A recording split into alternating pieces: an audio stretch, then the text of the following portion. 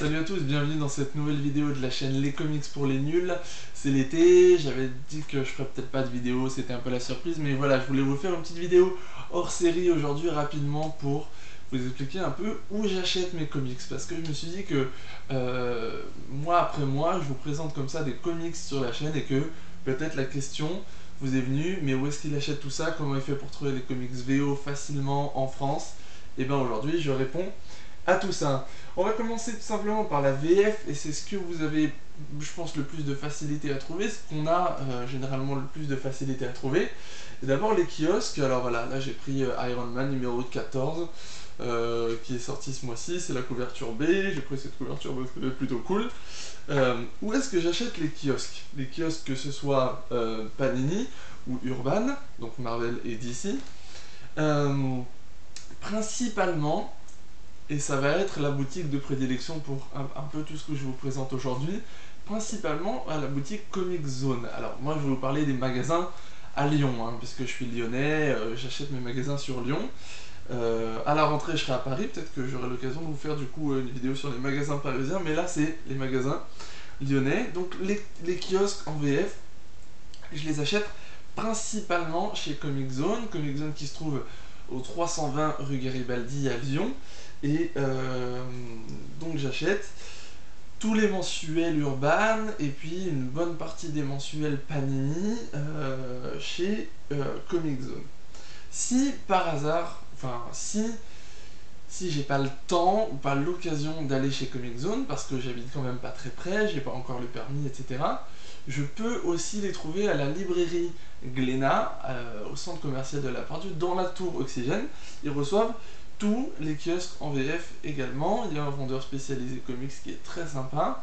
À Comic Zone, évidemment, le patron vendeur est le mec le plus sympa que j'ai vu dans une boutique de comics jusqu'à maintenant. Il connaît tous ses clients, il les tutoie, il connaît leurs prénoms et tout. C'est vraiment un endroit super, Comic Zone. Je vous en ai déjà parlé, je vous en reparle, c'est vraiment à recommander. Donc sinon, la librairie Glénat à la Part-Dieu, ils reçoivent régulièrement, ils reçoivent donc les couvertures librairie, puisque quand il y a des couvertures variantes chez Panini, ils font une couverture pour les librairies, une couverture pour les kiosques. Donc voilà, librairie Glénat à la Part-Dieu. Et sinon, si jamais j'ai pas du tout le temps, que je suis vraiment, genre je suis en vacances, j'ai pas le temps d'aller dans une boutique spécialisée ou quoi, évidemment, c'est des kiosques. Donc ça porte bien leur nom, ça paraît aussi en kiosque, donc dans les relais, dans les gares, dans les maisons de la presse, ils reçoivent aussi les parutions Urban et Panini. Donc c'est un peu ma dernière solution, parce que de manière générale, surtout dans les relais, les comics sont pas en super état, ils ont un peu souffert parfois. Mais ce que je fais en fait, c'est que je les prends, je range. Si je veux acheter Iron Man, et ça c'est un truc que je fais dans toutes les boutiques en fait, même à Comic Zone. C'est-à-dire que si je veux acheter par exemple Iron Man, je vais prendre 5-6 Iron Man dans ma main comme ça, et je vais regarder la tranche, et je vais choisir celui qui a la tranche la moins abîmée, et après je fais un petit tour vite fait pour voir si c'est pas abîmé ailleurs, parce que bah, j'aime bien quand même avoir des comics pas abîmés, je les achète pour les lire, mais après je les range quand même, je suis un petit peu collectionneur sur les bords, donc voilà. Donc ça c'est pour les comics en kiosque VF. Mon magasin de référence c'est Comic Zone, sinon en deuxième lieu Glénat, la librairie Glénat, et vraiment en troisième lieu, si j'ai pas d'autre choix, les marchands de journaux. Maintenant, on reste sur de la VF, je vais mettre ça là. On reste sur de la VF, mais comment je fais pour acheter les parutions en librairie VF? Donc ça c'est une parution Urban Comics, mais c'est la même chose pour les parutions chez Panini, que ce soit en couverture dure, couverture souple. Où est-ce que j'achète tout ça?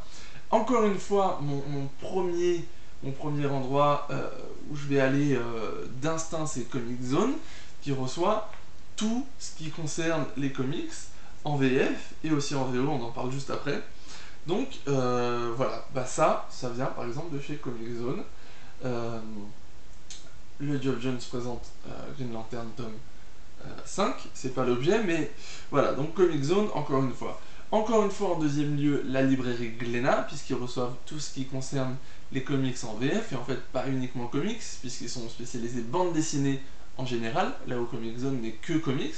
Donc moi quand je vais à Glénat, je vais directement vers le rayon comics, le reste ne m'intéresse pas. Mais donc voilà, ils reçoivent aussi les choses. À noter sur la librairie que chez Comic Zone, ils ne collent aucune étiquette sur les trucs. Alors, ça a un avantage et un désavantage. Le désavantage, c'est que on n'a pas les prix affichés sur les bouquins, que pour connaître le prix, il faut demander au patron qui adhère ou à un de ses assistants qui sont parfois là, combien ça coûte. L'avantage, c'est que il n'y a pas d'étiquette sur le truc et que pour les collectionneurs, c'est agréable. Moi, j'aime bien ne rien avoir sur mes trucs. Alors que chez Glénat, ils mettent des petites étiquettes avec le prix sur tout ce qu'ils vendent, sauf les kiosques. Et du coup, il y a une petite étiquette et si on l'enlève, ça fait des traces de colle ou quoi. Donc moi, je la laisse, mais je préfère quand même ne pas avoir d'étiquette. Le troisième endroit où j'achète parfois mes parutions librairie en VF, c'est Amazon. Et Amazon, c'est un peu la solution de secours. C'est-à-dire que s'il y a des parutions qui sont plus toutes récentes, qui sont plus dispo chez Comic Zone, qui sont plus dispo chez Glénat, je vais aller les acheter sur Amazon. J'ai oublié un magasin, évidemment, c'est la Fnac. La Fnac, puisqu'ils vendent aussi toutes les parutions version librairie. Donc, je vais aller d'abord à Comic Zone voir si ils ont les choses. Si c'est des nouveautés, sans problème. Et si c'est ancien, ils l'ont pas forcément, parce que Comic Zone, c'est vraiment le magasin de référence de la communauté comics sur Lyon, donc les choses partent rapidement. Ensuite, je vais aller à Glénat. Ensuite, je vais aller chez la Fnac. Fnac Bellecour et Fnac Pardieu. Mais si ils n'ont pas, si je trouve plus dans ces 3 magasins, 4 magasins si on compte les 2 Fnac, si je trouve plus ce que je veux parce que c'est épuisé, je vais aller sur Amazon et sur Amazon on trouve quasiment tout. Envoyer vraiment, c'est bien emballé. Si ça arrive endommagé, on peut faire un échange hyper facilement, gratuitement.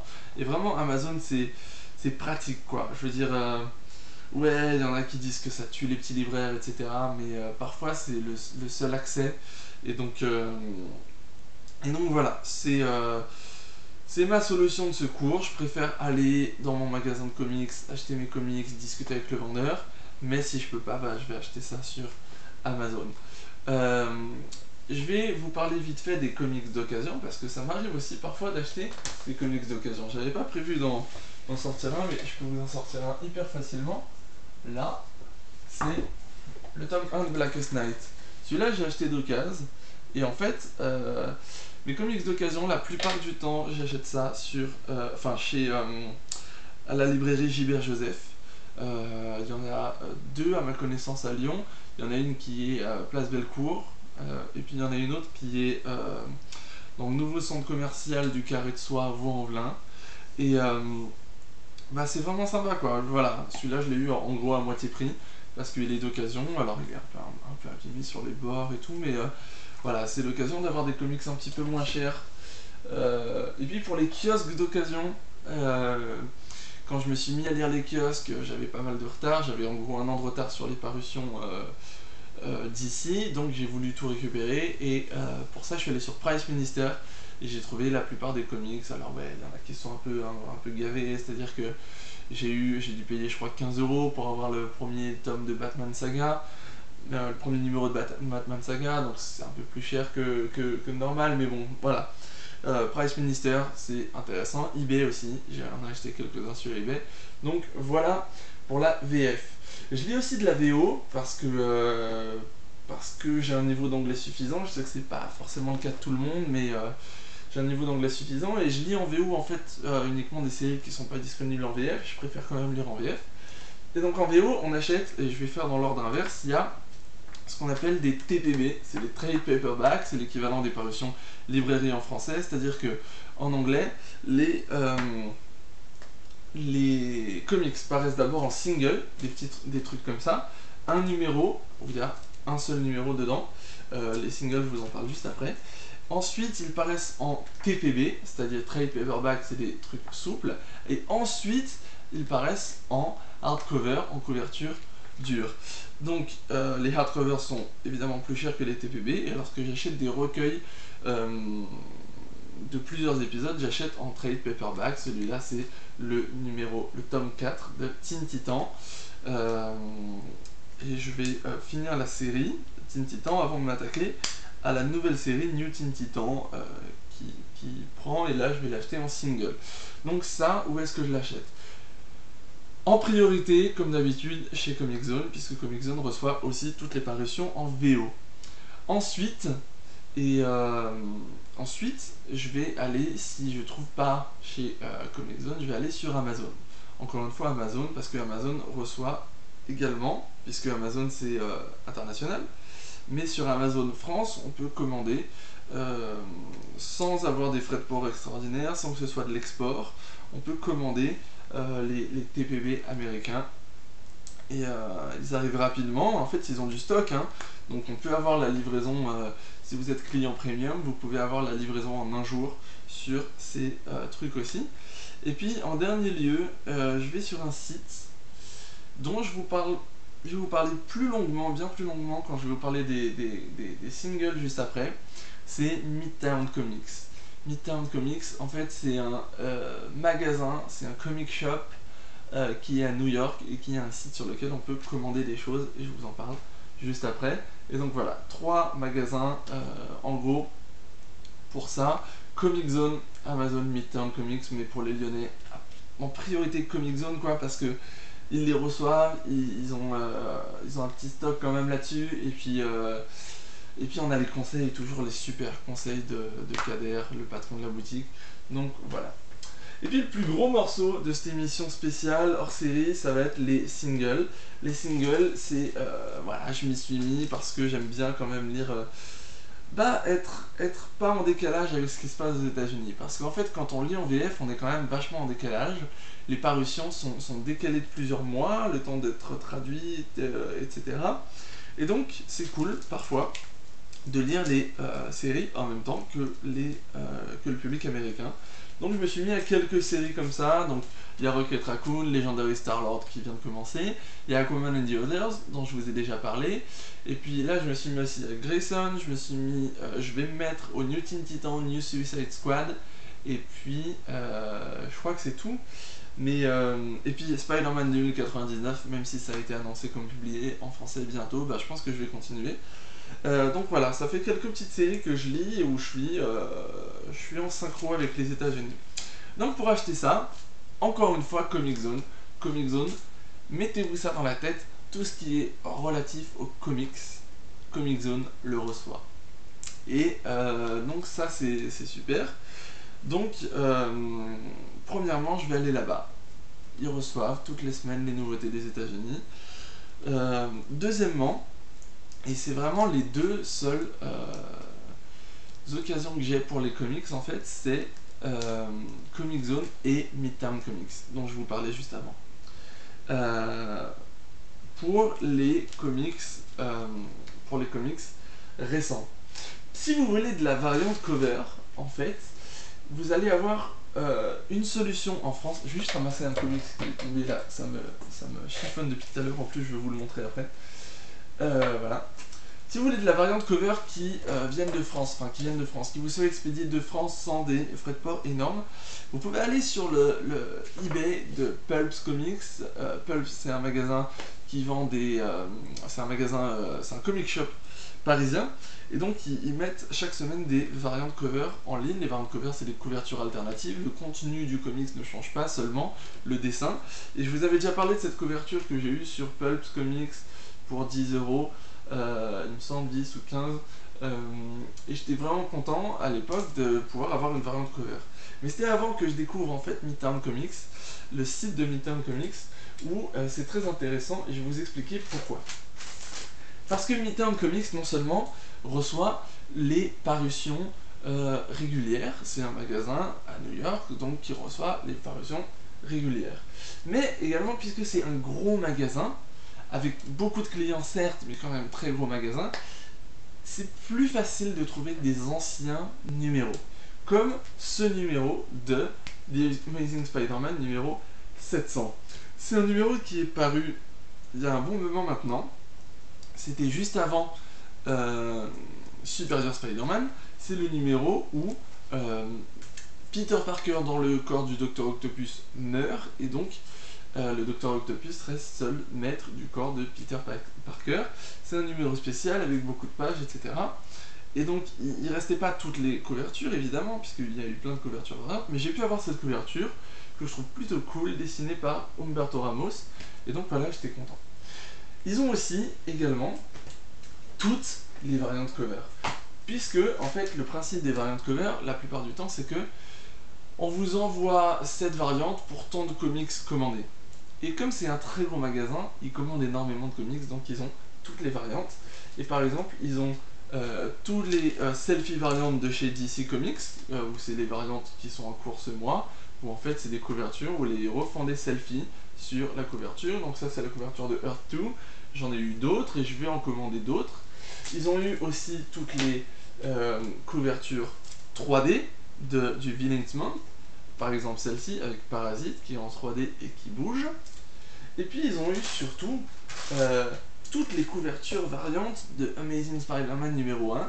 Et un truc très important, c'est qu'ils ont des couvertures variantes exclusives Midtown Comics, souvent faites par J. Scott Campbell. Et J. Scott Campbell est un artiste que j'apprécie beaucoup.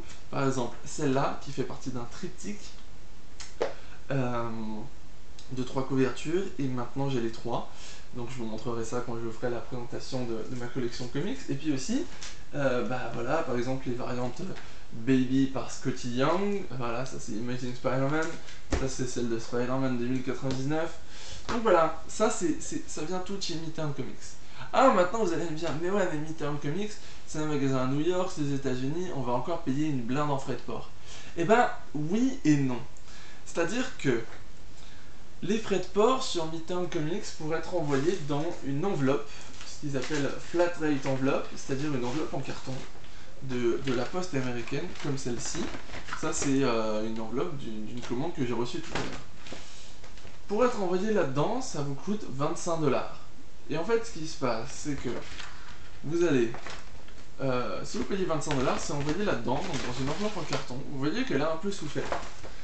Dans l'enveloppe en carton, ça va être emballé dans ce truc en papier. Et à l'intérieur du truc en papier, chaque comics est gratuitement mis dans un bag en plastique avec un carton, un backboard, un carton de protection. Et pour chaque comics. C'est-à-dire que les comics que j'achète en VO au Comic Zone, si c'est les numéros récents, il n'y a pas le backboard. Mais là, pour ceux qui envoient, Midtown Comics mettent le backboard à chaque fois. C'est-à-dire que les comics sont vraiment en bon état quand ils arrivent. Celui-là, le numéro 2 de Rocket Raccoon, il fait partie de la commande que j'ai reçue tout à l'heure. Il est arrivé de New York en une semaine et il est vraiment en bon état, quoi. Alors il y a des petits, voilà, là le coin est un petit peu plié, mais le truc c'est que c'est exactement dans le même état que les comics que j'achète de manière régulière à Comic Zone.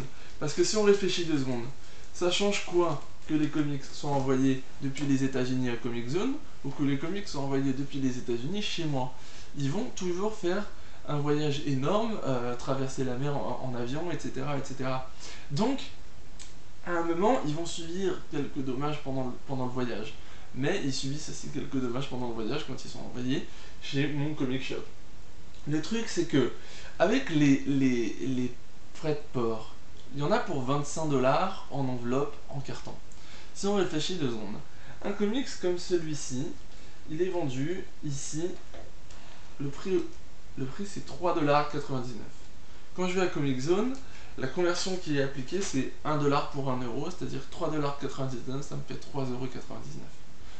Maintenant, si je commande chez Midtown Comics et que je commande pour à peu près 60$, en gros, la conversion du dollar à l'euro va annuler les frais de port. C'est-à-dire que, par exemple, j'ai eu une commande récemment où j'en avais pour à peu près 60$ de frais de port, plus 60$ de comics, plus les 25$ de frais de port, je ne sais plus exactement combien ça fait, j'ai la flemme de calculer. En gros, après conversion, j'en avais pour 63€ sur ma commande. C'est-à-dire que si j'avais acheté exactement les mêmes comics à Comic Zone, j'en aurais eu pour 60€. Là, frais de port compris, j'en avais pour 63€, c'est-à-dire uniquement 3€ de plus. Je trouve que c'est assez raisonnable. Maintenant, pourquoi j'ai fait ça? Bah oui, j'ai quand même payé 3 euros de plus. C'est parce que tout simplement, en ce moment, Comic Zone est en vacances. Et que je voulais quand même avoir mes comics en VO, mes singles au bon moment. Donc Midtown Comics, c'est un bon magasin et que je vais privilégier uniquement pour les numéros introuvables en France parce qu'ils sont trop vieux, les variantes cover introuvables en France parce que tout le monde s'est jeté dessus ou alors on les trouve plus qu'à des prix exorbitants, comme les couvertures 3D de DC. Quand je suis allé à la Comic Con, la première convention comics à Lyon, il y avait un stand d'un comic shop parisien qui vendait ces variantes. Elles étaient toutes au moins à 10 euros. Alors que là, je les ai vues au prix normal. C'est-à-dire que chez quand j'achète ça chez Midtown Comics, je paye 3,99$ le prix qui est écrit sur la couverture. Voilà. Et puis, donc voilà, pour les anciens numéros, pour les variantes introuvables en France, pour les variantes exclusives Midtown Comics, et puis pour les fois où mon comic shop est en vacances. Voilà pourquoi je vais sur Midtown Comics. Un magasin très sympa, si jamais j'ai l'occasion d'aller à New York, ça va être clairement un de mes endroits à visiter. Et puis, voilà, j'espère en tout cas que cette vidéo vous a donné un peu plus de... comment dire, clarifier un peu les choses sur où moi j'achète mes comics et où vous allez pouvoir les acheter. J'espère que vous aimez ce concept d'émission hors série un petit peu spéciale pour l'été. Je vous en ferai une autre, je pense demain, je vais l'enregistrer, qui sera sur comment protéger ses comics, principalement du coup les kiosques. Et voilà, j'espère que vous avez aimé cette vidéo. Si vous l'avez aimé, n'hésitez pas à mettre un petit j'aime sur la vidéo, que ce soit sur YouTube ou sur Facebook. N'hésitez pas à aller liker la page Facebook Les Comics pour les Nuls pour ne rien louper. Je poste aussi des fois des petits commentaires, des photos de ce que je lis, etc. Donc voilà, ça serait cool de construire une petite communauté là-bas. Et puis en attendant, moi je vous dis à bientôt, lisez des comics, profitez, que ce soit l'été et que vous ayez le temps, emmenez des comics sur la plage, etc. Et puis portez-vous bien, à bientôt.